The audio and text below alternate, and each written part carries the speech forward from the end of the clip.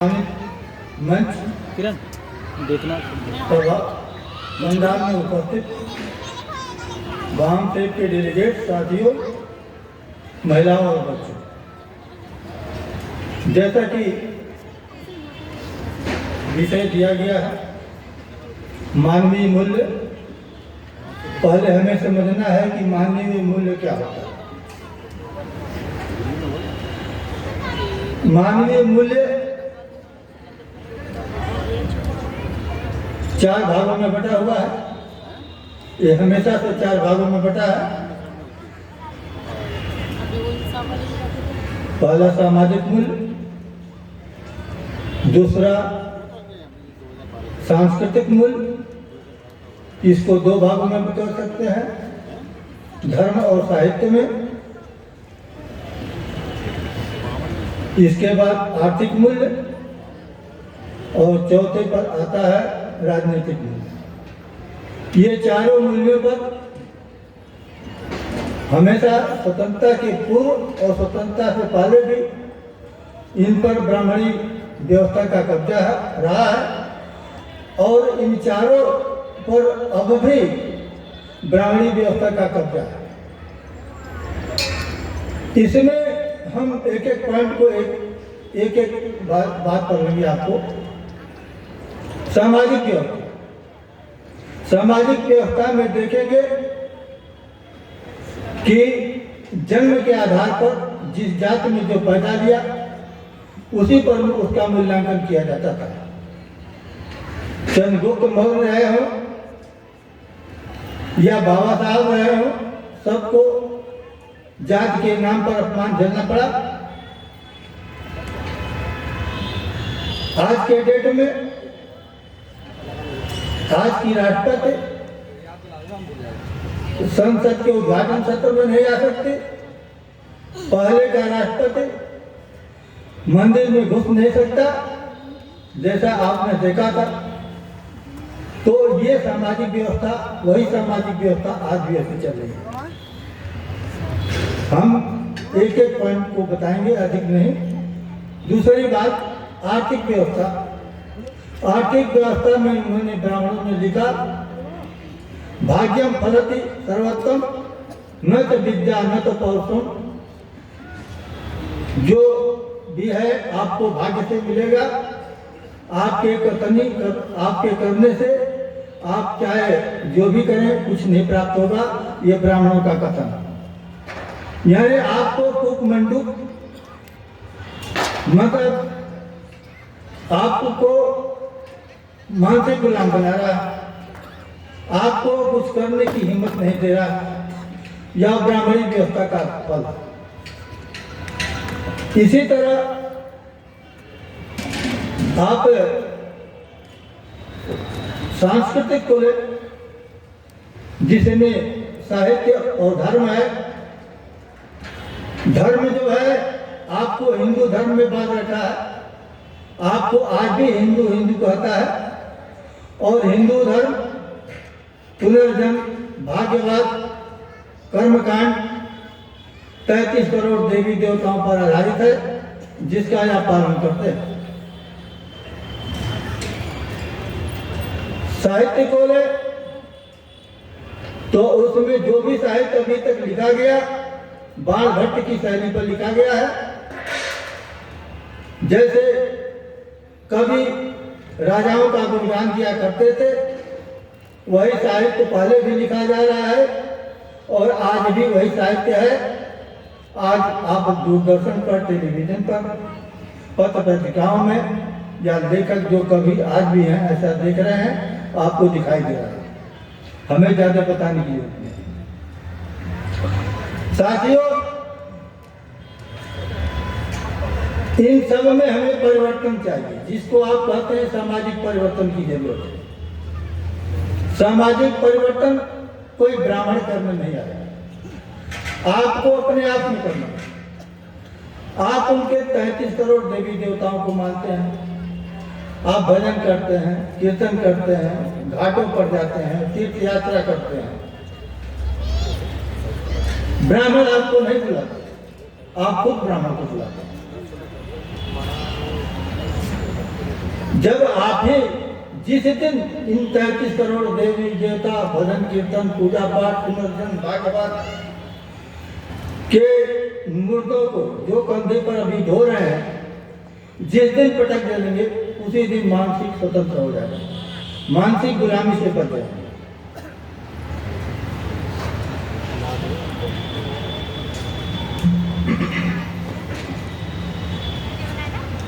अभी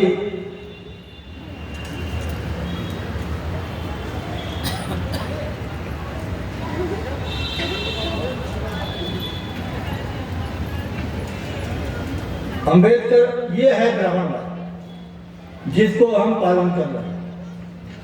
अंबेडकरवाद क्या है? जिसकी तरफ से ये सारी समस्याओं को जो समस्याएं बताई उसको समतामूलक बनाया जा सकता है। पहले जाति के आधार पर मूल्यांकन होता था, लेकिन बाबा साहब ने मनुष्य का मूल्यांकन मनुष्य के संदर्भ में किया जाना चाहिए, यही उनका मिशन था। अभी तक हम बहुत लोगों से पूछते हैं कि भाई बाबा साहब का मिशन क्या था, तो वाम से के ही लोग नहीं बता पाते। तो मनुष्य का मूल्यांकन मनुष्य के संदर्भ में होना चाहिए, यही बाबा साहब का मिशन था और इसी के लिए संघर्ष किया। आप हम कुछ करने की स्थिति में नहीं होते, हम कुछ करना नहीं चाहते, हमें महत्वाकांक्षा की कमी है, हमारे समाज में महत्वाकांक्षा की कमी है। कुछ भी हो जाए कहते हमें क्या करना, कोई नृत्य हो हमें क्या हानि, ये तुलसीदास की चौपाइयों की बोलते रहते हैं। तो हमारा समाज में महत्वाकांक्षा पैदा करना है, हम इच्छा शक्ति महत्वाकांक्षा मतलब प्रबल इच्छा शक्ति पैदा करना, कुछ करने के लिए आगे बढ़ना। ऐसे ही ये हमारी वामसिक का मिशन है। लोग कहते हैं हम राजनीति पर आते हैं, कहते हैं कि राजनीति से सारे समाधान हो जाएंगे, ऐसा भी नहीं। राजनीति गैर राजनीतिक जड़ों में पलती है। गैर राजनीतिक जड़ें क्या है? जिसका व्यवसाय चलता हो, वो सीधा संबंध व्यवसाय से नहीं है। राजनीति का सीधा संबंध व्यवसाय से नहीं है, राजनीति का सीधा संबंध उद्योग से नहीं है, राजनीति का सीधा संबंध सांस्कृतिक से नहीं है, राजनीति का सीधा संबंध सामाजिक व्यवस्था से नहीं है जो पूर्व है। इस व्यवस्था को बदलना है।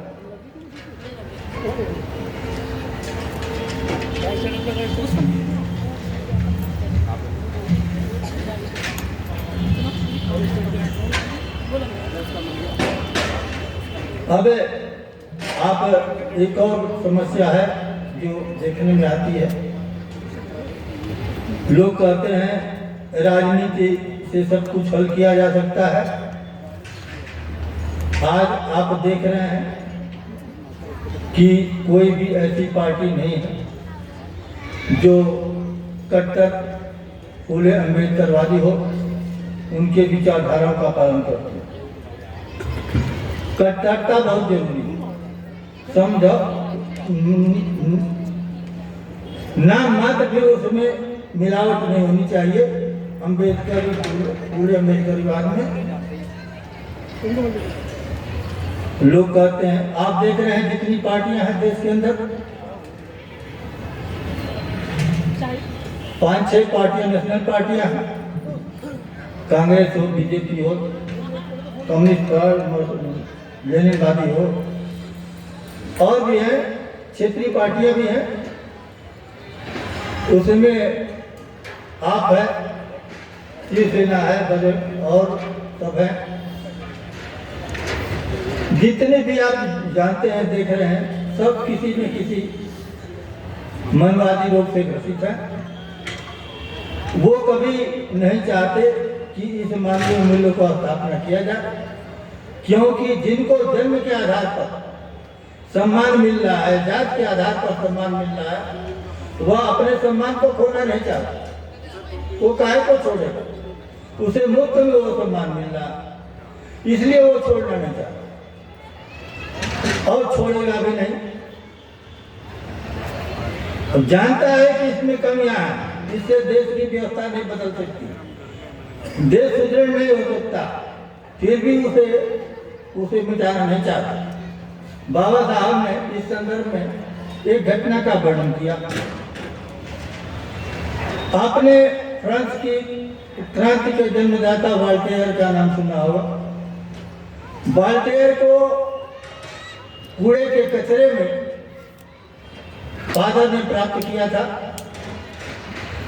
और उस वॉल्टेयर को चर्च में लाकर उसने पढ़ाया, लिखाया, बड़ा किया और पढ़ लिख कर जब विद्वान बना तो उस वॉल्टेयर ने उस चर्च के खिलाफ ही आंदोलन छेड़ दिया,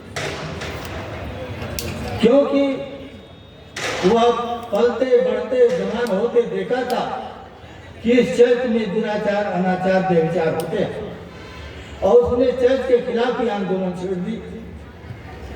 तो बाबा साहब कहते हैं कि ब्राह्मण बुद्धिमान है, प्राज्ञवान है, मगर ईमानदार नहीं है, क्योंकि वॉल्टेयर जैसा ईमानदार था।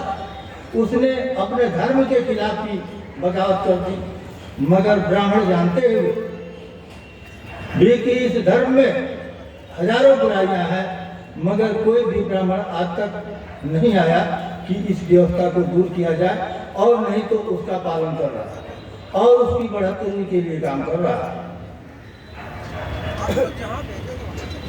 आप कहेंगे हमारे भी पार्टियां, लेकिन कोई कहता है हम परशुराम की मूर्ति लगाएंगे, कोई त्रिशूल लहराता है, कोई गणेश को ब्रह्मा विष्णु महेश बताता है। तो इसमें अम्बेडकर बात कहाँ है? बाबा साहब ने कहा ब्राह्मण और ब्राह्मणवाद से दूरियां बना के रखो। ज्योतिराव फुले महामना ज्योतिराव फुले ने कहा यह सेठ जी भट्ट जी बनाम सूत्रराज की लड़ाई है। उन्होंने कभी मिलावट की बात नहीं की, उन्होंने हमेशा दूर रहने की बात की। जहां मिलावट करेंगे वहां कभी आप सफल नहीं हो सकेंगे। बातें बहुत है,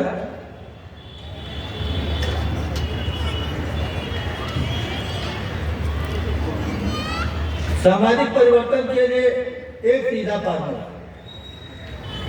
लोग बौद्ध जी कहते हैं कि बौद्ध है, हमें कहते हैं बौद्ध कहने की कोई जरूरत नहीं। आप बौद्ध बनिए। त्रिशरण पंचशील कोई मंत्र नहीं है, वो पालन करने वाली चीज है। खुद में आत्मसात कीजिए, अपने को आदर्श बनाइए, अपने आदर्श से समाज का चित्र बदलिए। अगर बौद्ध की बात है तो आप बाबा साहब की दी हुई 22 प्रतिज्ञाओं को अक्षरशः पालन कीजिए, अपने आप समाज परिवर्तन हो जाएगा। आप 22 प्रतिज्ञाएं में कम से कम पूरी नहीं कर सकते तो ऊपर से 5 ही पालन कीजिए तो भी परिवर्तन नजर आएगा। ये सामाजिक परिवर्तन है। परिवर्तन की और सी बहुत बातें हैं, हम ज्यादा न करके अपनी बात यहीं से समाप्त करता हूँ। जय भीम, जय भारत।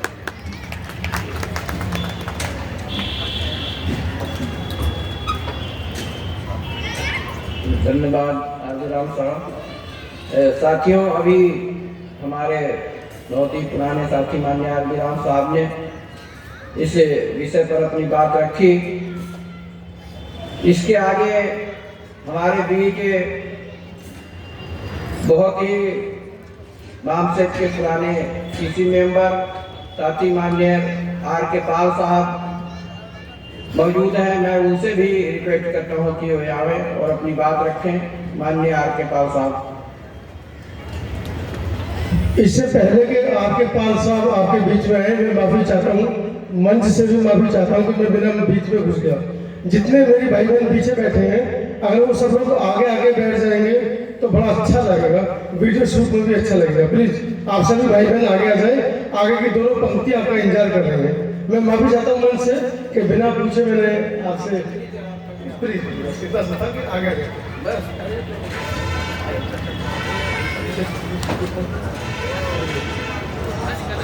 भैया आगे जी, आगे जी, ये सब खाली पड़ा है आगे।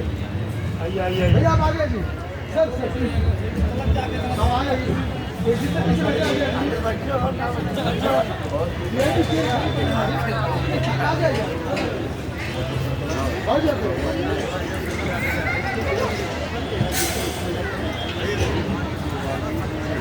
आदरणीय अध्यक्ष महोदय, मंच पर बैठे हुए बहुत ही बुद्धिजीवी सामाजिक कार्यकर्ता, पूरे देश से आए हुए सभी बुद्धिजीवी साथियों, महिलाओं और बच्चों, इस सत्र का विषय है फुले अम्बेडकरी विचारधारा से ही बहुजन समाज में मानवीय मूल्यों की स्थापना की जा सकती है।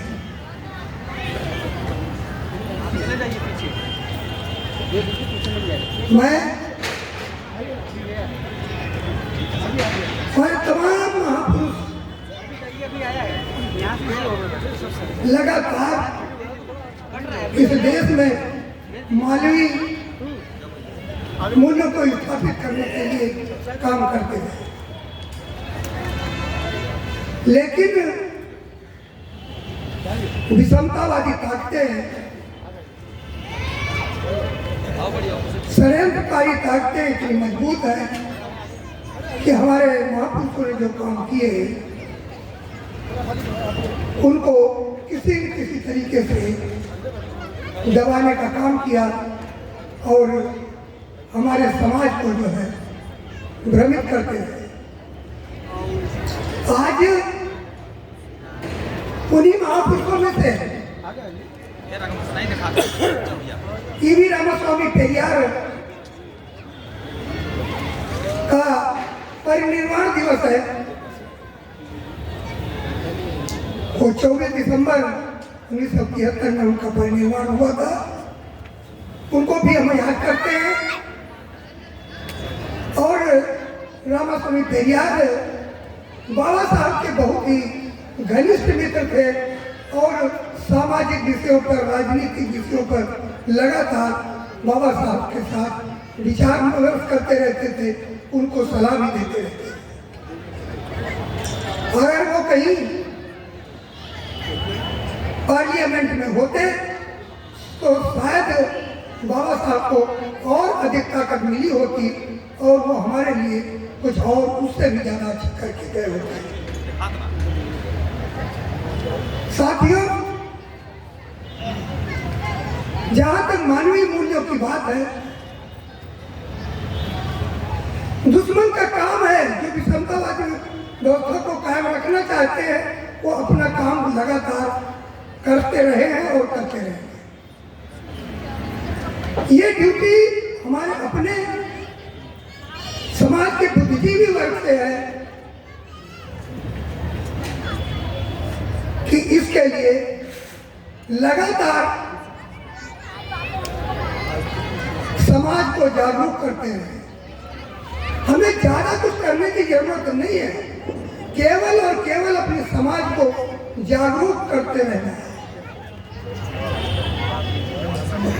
जिस तरीके से अगर घर का मालिक जाग रहा है, वो सतर्क है, तो चोर उसके घर में कभी घुस नहीं पाएगा। मालिक को अगर पता है कि हमारे कहाँ से दरवाजे हैं, तो चोर कहाँ से आ सकता है, कहाँ संभावना है, किस समय पर आ सकता है, इन सबको अगर वो अच्छी तरह से समझता है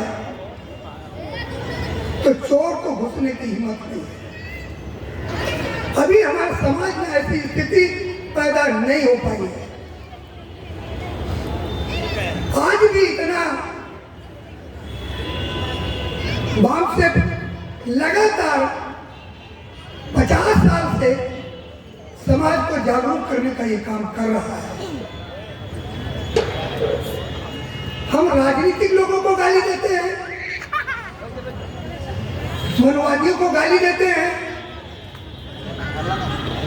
लेकिन और हम उनको ही दोषी मानते कि नहीं हमारा जो शोषण हुआ है, जो हमारे साथ अत्याचार हो रहा है, जो अमानवीय व्यवहार हो रहा है, वो उनके कारण से हो रहा है। लेकिन कहीं कहीं हम खुद उसके दोषी हैं। साथियों, मैं अपनी व्यक्तिगत बात ही करता हूँ। मैं स्टेज पर बोल तो जरूर रहा हूँ, लेकिन मैं खुद ही अपने घरों में कुछ चीजें लागू नहीं कर पा रहा। कहीं कहीं हमने कमी। मैं अपने ही परिवार में बता रहा हूँ कि अभी मेरे भांजे की शादी है, होनी है। हमने उनसे कहा कि मार्च में अच्छा महीना होता है, न गर्मी होती न सर्दी होती है, आप उसमें कोई डेट तय कर लीजिए अपने हिसाब से। उन्होंने सोच करके बताया कि 12 मार्च की डेट जो है वो सुलझेबल नहीं है। हमने घर में विचार विमर्श किया कि भाई 12 तारीख को हमारा कोई ऐसा तो नहीं काम है जो ज़्यादा महत्वपूर्ण हो और उसमें हम ना कर पाए, ना पहुंच पाए।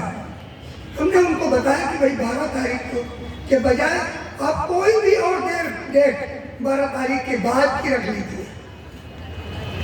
उन्होंने सोच समझ के बताया कि नहीं,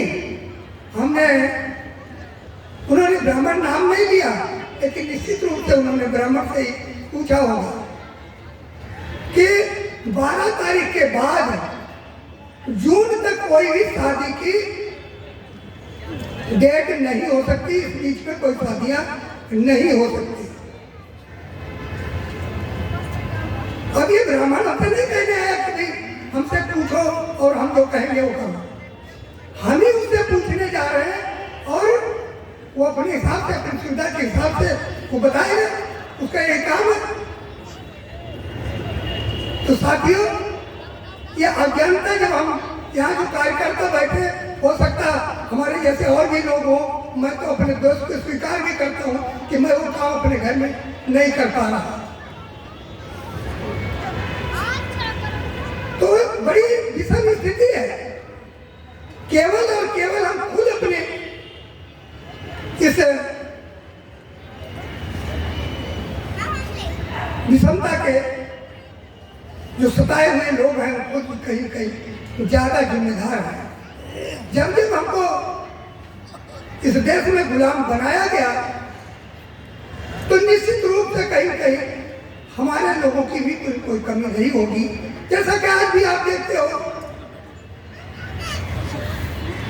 राजनीति की बात करें कि जहाँ तक हमें याद है, उसमें थोड़ा बहुत कम ज़्यादा हो सकता है कि 265 लोग पार्लियामेंट में बहुजन समाज के बैठे हुए हैं। 131 तो आपको पता है SC/ST के हैं, जिनको जो बाबा साहब के बनाए हुए संविधान का लाभ लेकर के ही वहाँ पे पहुँचे हैं। बाकी शायद 178 या कुछ ऐसे ही OBC के लोग हैं। वो जिस दिन तथ्य आता है उस दिन सरकार को तुरंत पलट दे, 1 मिनट भी नहीं लगेगा। कि कौन दोषी है? हमारा समाज दोषी है, उसी के कारण तो हम नहीं कर पा रहे। पता नहीं हमारी खुद की भी अपनी मजबूरियां क्या है। मैं बता रहा हूँ, मैं तो अपनी बात आप बीती बता रहा हूँ। मैं घर से जब इन मीटिंगों में आता हूँ तो मुझे खाना नहीं दिया जाता रास्ते में, क्योंकि गलत जगह जा रहे, खरे घर को बर्बाद कर रहे, गलत जगहों में जा रहे, जहाँ पर हमारे देवी देवताओं को गाली दी जा रही। हमारी देवी दुर्गा देवी को, जिनका हम 9 दिन व्रत रखते हैं, उसको ये लोग बेचा कहते हैं। ये लोग तो बहुत ही गलत लोग हैं। ऐसा हमको हमारे घर में कहा जा रहा है। आप लोगों के साथ ऐसी स्थिति है या नहीं है, ये हमें नहीं पता। तो साथियों, हम हम जिन मानवीय मूल्यों की बात करते हैं वो मूल्य कोई और निर्धारित नहीं कर रहा, हम ही आप जो है निर्धारित कर रहे हैं। भगवान बुद्ध ने 2550 साल पहले समता, स्वतंत्रता, बंधुता, न्याय की बात की। जब उन्होंने अनुभव किया होगा कि जब हमें एक सुई चुभ जाती है तो हमें कितना तकलीफ होता है, तो जो व्यवहार हमारे लिए हमको दूसरों से पसंद नहीं है, जो हमको तकलीफ दे रहा है, ऐसा कोई काम हम भी ना करें।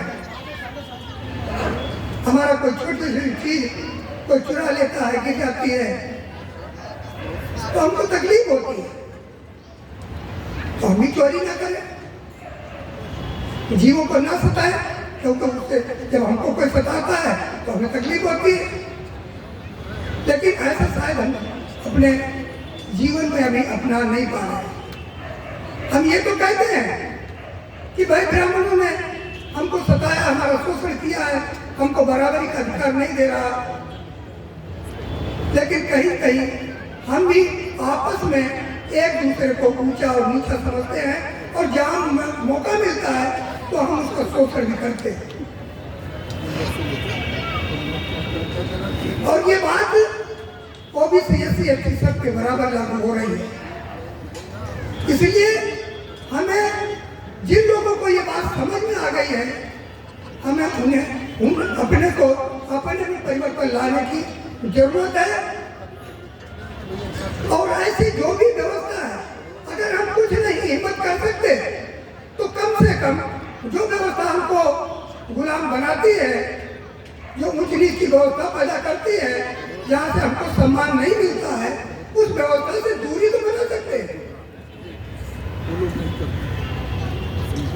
हमारी महिलाओं को जो मानसिक गुलाम बनाया गया है, तो उनको आज कौन ब्राह्मण जबरदस्ती कहता कि आप मंदिर में आओ, या फिर तुम त्योहार रखो, या फिर तुम ये त्योहार मनाओ।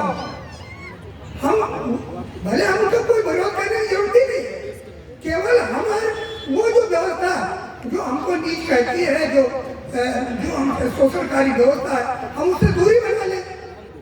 लेकिन वो दूरी भी आप तभी बनाओगे जब आपको समझ में आएगा कि जितने भी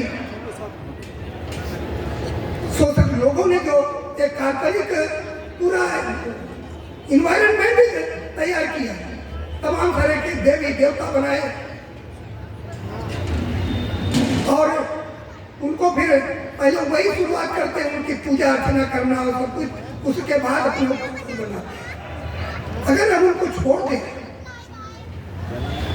वो काम करने बंद कर दें, क्योंकि ये जितने देवी देवताओं को बनाया गया है, ईश्वर की उत्पत्ति किसी और ने नहीं की, आदमी ने की, केवल किसी जानवर ने नहीं, किसी पशु पक्षी ने ईश्वर की का जन्म नहीं दिया, केवल आदमी ने जन्म दिया।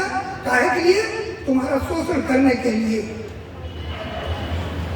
मानवीय मूल्य स्थापित न हो पाए इसके लिए किए, आपको गुलाम बनाने के लिए किए। इसलिए ऐसे, और बताएं आपको, ये जितने भी देवी देवता बनाए गए हैं, वो सबके सब कहीं न कहीं हमारे महापुरुषों के हत्यारे लोग हैं, उनकी संपत्ति को लूटने वाले लोग रहे हैं। आज भी आप देखते होंगे, जब समाज में कोई घटना घटती है, कोई शोषण होता है, कोई अत्याचार होता है, कोई अन्याय होता है, कोई बलात्कार होता है, तो एक हलचल बनती समाज में। फिल्म वाले क्या करते हैं, फिर एक उसी पे आधारित एक काल्पनिक पात्रों को नाम दे करके उस तरीके की फिल्म बना देते हैं। तो ये जो मनवादियों ने क्या किया, उन्होंने इन्हीं हथियारों को लेकर के, उनको पात्रों को लेकर के, उनको अपने नाम दे करके तमाम सारा साहित्य लिख डाला, किताबें लिख डाली, जिसको उन्होंने धर्म ग्रंथ कहा। बाबा साहब ने कहा था ना कि भाई जिनको ये धर्म ग्रंथ कहा जा रहा है, इनको डायनामाइट लगा करके उड़ा देना चाहिए। लेकिन ये फिजिकली डायनामाइट से उड़ाने से वो खत्म होने वाला नहीं है। ये हमारे जेहन में बैठे हुए हैं, हमारी अपनी श्रद्धा उनके अंदर पैदा है। हमारे जिस दिन है उन धर्म ग्रंथों से, उन देवी देवताओं से, उन कर्म कांडों से, पाखंडों से, उनके उत्सवों से नफरत पैदा हो जाएगी, उस दिन वो ऑटोमेटिक समाप्त हो जाएंगे। यहाँ तक अगर हम राजनीति की बात करें, हम कहते नहीं कि भाई राजनीति लोग जो है हमारे हैं वो काम नहीं कर, वो हमारे विरुद्ध कुछ अत्याचार हो रहा, उस पर वो कोई संज्ञान नहीं लेते, पार्लियामेंट में मुख बंद करके बैठे रहते हैं, जब उन्हीं के समाज के साथ सबसे ज्यादा अत्याचार होता है। जिस दिन ये समाज जागरूक हो गया कि पार्लियामेंट में ऐसे गंदे लोग पहुंचने ही नहीं पाएंगे। आपने देखा होगा, अभी छोटी सी बात में उदाहरण देता हूं। अभी कुछ सालों से ओबीसी के कुछ संगठनों ने, वैसे ओबीसी का 99.9% जो समाज है वो सारा का सारा ब्राह्मणी व्यवस्था को ढोलने वाला समाज है। उसके लिए जितनी लड़ाइयाँ लड़ी गई वो सबसे ज्यादा जो है ओबीसी के लोगों ने लड़ी, चाहे वो मंदिर की लड़ाई हो, चाहे धर्म की नाम हो, किसी और देवी देवता की लड़ाई हो। आप एक पत्थर की बटिया किसी मंदिर से हटा करके देख लो, ब्राह्मण कभी आपको आक्रमण करने नहीं आएगा। ओबीसी का आदमी आकर के उनको मार देगा। तो मैं कहना क्या चाहता था कि ओबीसी के लोगों ने, क्योंकि देखिए जो आदमी अज्ञानी है उसको नहीं पता कि मेरे लिए भला क्या है बुरा क्या है। वो व्यक्ति की जैसे फोड़ा हो जाए ना, तो थोड़े से उसको दर्द तो पता है कि भाई दर्द हो रहा, मुझे तकलीफ हो रही, लेकिन उसका इलाज सही नहीं पता। उसको जो इलाज बता दिया गया, पता चला वो उसके फोड़े को और बढ़ा रहा, उसको दर्द को और बढ़ा रहा, कल को कैंसर पैदा कर रहा, वो ऐसी दवा का नहीं जा रहा क्योंकि किसी ने उसको बताया। लेकिन ये जो बाम साहब ने काम किया, उसकी जागरूकता के कारण से ओबीसी में कुछ बुद्धिजीवी लोग तैयार हुए हैं। जब से बाबा साहब के बनाए हुए संविधान के माध्यम से उनको शिक्षा का अधिकार मिला, कुछ लोग डॉक्टर, इंजीनियर, प्रोफेसर बने। तो अभी ये बात आई कि भाई देश में पता चला जिनको हम अपने से सबसे नीचे समझते हैं, एससी एसटी को, उनको बाबा साहब बड़े मुश्किल से वो अधिकार दिला पाए थे, जिसके कारण से आज वो डॉक्टर, इंजीनियर, IAS, साइंटिस्ट, बड़ी बड़ी नियंत्रण की जो पोस्टें हैं देश में, उस पर बैठ गए। लेकिन ओबीसी जो अपने सुपीरियर मानता है, अपने को धन दौलत में, जमीन में थोड़ा सा तो उनसे अपने को ऊपर मानता है कि हमारे पास है, उसने जब नजरिए बुद्धिजीवी वर्ग में नजर दौड़ाई तो उसे लगा कि यहाँ पर तो ओबीसी के कोई लोग है नहीं, जैसे जिनको हम नीच समझते हैं, जो अपने से नीचा समझते हैं, वो तो फिर भी पहुंच गए। उन्होंने देखा कि भाई 1931 के बाद कोई भी जाति जनगणना नहीं हुई, और ये तो एक जो मंडल कमीशन आया उसने भी सर्वे किया और बताया भाई 50% से ज्यादा ओबीसी की पॉपुलेशन है। लेकिन सरकारें जो आई जितनी आई वो सारे कहते भाई ओबीसी के मंत्री बना दिए, भला कर दिए, लेकिन वो जनगणना नहीं करा रही। जनगणना क्यों नहीं कराई? इवन जो बहुजन समाज के जो जिनको हम कहते हैं बहुजन की पार्टियां हैं, तो बहुजन के नाम की पार्टियां हैं, उन सब पे कंट्रोल केवल और केवल ब्राह्मण का। कोई भी पार्टी लेगी, केवल एक स्टालिन की अगर पार्टी को हम छोड़ दें तो बाकी देश की जितनी भी पार्टियां जिनको हम बहुजनों की पार्टियां कहते हैं, वो सारी ब्राह्मणों से कंट्रोल है। यहाँ लालू प्रसाद जी की भी पार्टी थी, जिनको हम थोड़ा मानते कि भाई सामाजिक दर्द उनमें है और उन्होंने जो दवा कुचल समाज था उसके लिए कुछ किया भी है, लेकिन उस ब्राह्मण कंट्रोल से बाहर वो भी नहीं है। तो ये जो सारी पार्टियां हैं, ये भी जो है जाति जनगणना की बात नहीं कर रही। पार्लियामेंट में जाकर के उन्होंने आवाज उठानी शुरू कर दी ये हुआ कि जो सवर्ण मतलब जो बहुजनों की पार्टी है जिनको हम कहते हैं, उनमें भी लोगों ने आवाज उठानी शुरू कर दी। इवन कई ब्राह्मणों ने यह आवाज उठानी शुरू कर दी, भाई जाति जनगणना होनी चाहिए। ये क्या परिणाम है?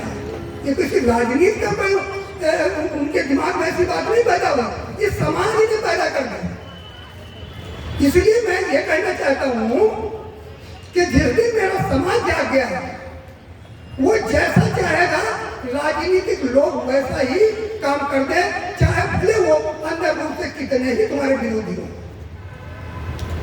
आज भी हम देख लीजिए, आरजेडी में एक झाजी है, वो तुम्हारी बात बोलते हैं, तो इसलिए नहीं बोलते कि तुमसे कोई बड़ी उनकी हमदर्दी है या वो समतावाद इस देश में स्थापित करना चाहते हैं। वो देख रहे हैं कि अगर हमें इस पार्टी में रहना है और इस पार्टी के में जो मेजॉरिटी के लोग हैं उनकी विचारधारा ऐसी है, अगर उसमें पार्टी में राजनीति में रहना है हमें, तो हमें वो बात बोलनी पड़ेगी। इसीलिए वो बात आपकी बोलते हैं। ऐसे बहुत सारे लोग हैं, मैं एक उदाहरण की बात करूँ, पत्रकारों ने भी, जो शोषक वर्ग के पत्रकार हैं, उन्होंने तुम्हारी कई बातें उठानी शुरू कर दी। केवल उन्होंने एक माहौल देखा कि समाज में जो है एक नई सोच पैदा हो रही है, वो बात अलग है। जो शोषक वर्ग है वो आज डरा हुआ है, इसलिए वो और ज्यादा ताकत से, मेरे देखते ही देखते जैसे ये बहुजनों में थोड़ी जागरूकता आई है बुद्धिजीवी, खास करके थोड़े से बुद्धिजीवी वर्ग में ही आई है, समाज में नहीं आई है, तब से उन्होंने पाखंड के जितने काम हैं वो और तेजी से बना दिए। अभी गांव-गांव में वो भागवत होती है, वो अखंड पाठ रामायण होते हैं, पहले ऐसे नहीं होते थे उतने ज्यादा, आज हो रहे हैं क्योंकि वो आपसे डरे हुए हैं। तो अब ये हमारी जिम्मेदारी है कि हम उनको कितना डरा पाते हैं, और डराने के लिए कुछ करना नहीं। बाबा साहब ने भी कहा था कि किसी हथियार की जरूरत नहीं है, इवन जवान से भी किसी को बोलने की जरूरत नहीं, उसका विरोध करने की जरूरत नहीं है। केवल और केवल उसके पाखंड को अगर समझ गए हैं तो उससे अपनी दूरी बना ले, ब्राह्मण को घर में घुसने न दे, उससे कोई कर्मकांड न कराए।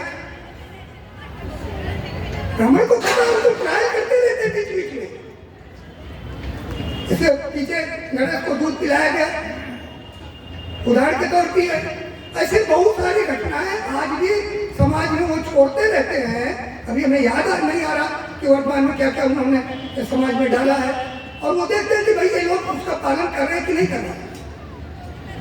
हमने देखो कि भाई कांवड़ यात्रा में कितना वो लोग मोटिवेट करते हैं, करोड़ों करोड़ लोग जा रहे हैं, उनको पता ही चिल्लाने तो इनके कुछ 2-4 डॉक्टर इंजीनियर प्रोफेसर भी बोले, उसे कोई फर्क नहीं पड़ने वाला। अभी इनका गुलाम समाज हमारे साथ खड़ा है, हम आज विजय क्यों नहीं पा रहे?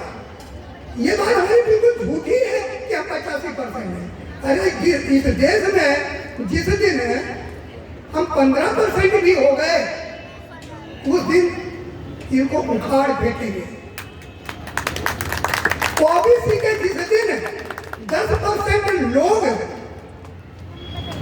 लोगों को समझ में आ गए, मैं समाज की बात कर रहा हूँ, सोसाइटी के लोग जिस दिन इकट्ठे हो गए, इसके विरोध में खड़े हो गए, ओबीसी के लोग इतने खतरनाक लोग हैं कि अगर वो मस्जिद को तोड़ सकते हैं, दंगा में मुसलमानों को मार सकते हैं, तो जिस दिन वो अपने लिए काम करना शुरू कर देंगे, तो ये चुटकी भर लोग 3% लोग इस देश को छोड़ करके डर से भाग जाएंगे, मारने की जरूरत नहीं पड़ेगी। इसलिए साथियों, बहुत ज्यादा न कहते हुए हमारा काम केवल ये है कि समाज को इस अंधकार से बाहर निकालें, अज्ञानता से दूर करें। हमारी गुलामी का कारण एक शब्द में ये है कि हमारी अज्ञानता ही हमारी गुलामी का कारण है और हमारे में मानवीय मूल्यों को स्थापित नहीं होने दे रही है। इसलिए हम लोग बिना निराश किए, और मैंने बड़ी खुशी भी इस बात की है कि पहले से मेरे जीवन में ही देखते देखते बड़ा भारी परिवर्तन आया है। आज कितने सारे जो लोग ओबीसी के खासकर लोग जो SC/ST के विरोध में खड़े रहते थे, उनको उनके साथ अत्याचार करते थे, उनके साथ मारामारी का व्यवहार करते थे, आज वो SC/ST के लोगों के साथ खड़े हैं।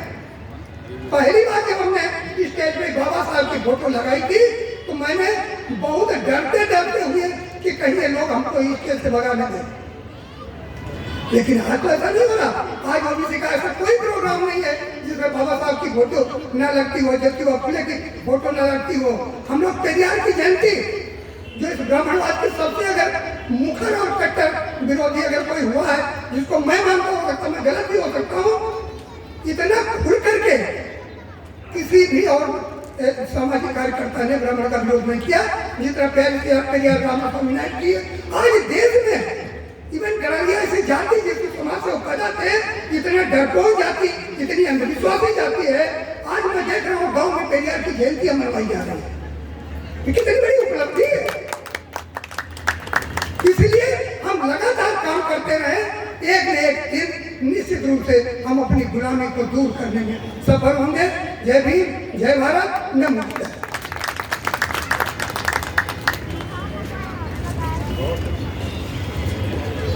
धन्यवाद।